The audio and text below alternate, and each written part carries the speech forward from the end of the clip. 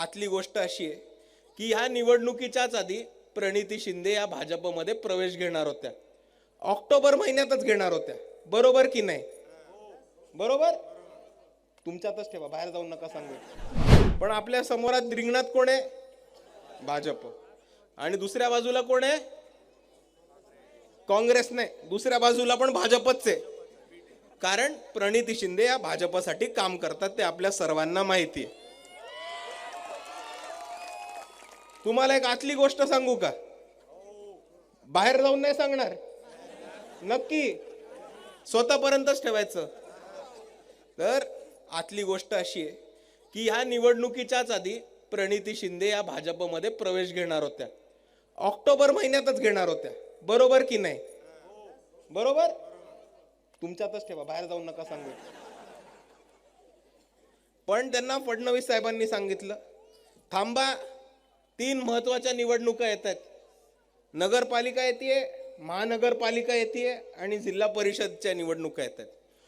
तुम्ही तोपर्यंत काँग्रेसमध्येच थांबा, सेटिंग करून भाजपचे सगळे उमेदवार निवडून आणा आणि मग प्रणितीताई काँग्रेसमधनं भाजपमध्ये प्रवेश घेतील.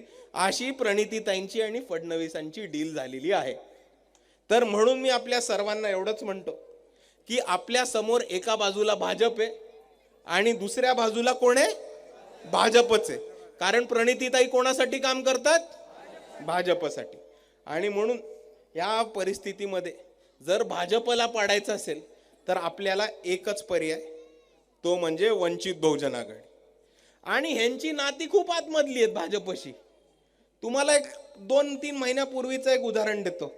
सुशील कुमार शिंदेची एक नात आहे, नाव माहिती आहे त्यांचा? श्रॉफ काहीतरी, दिया श्रॉफ. त्यांचं लग्न झालं. त्यांच्या लग्नामध्ये चीफ गेस्ट कोण होतं माहितीये का? 3 चीफ गेस्ट होते.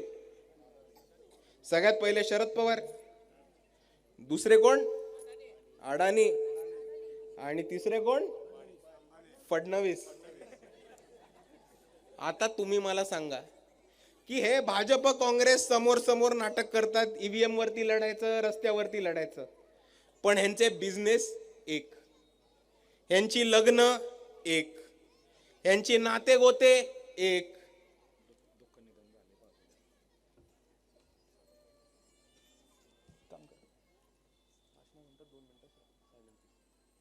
यांची नाती गोती एक, यांचे सगळे धंदे एक.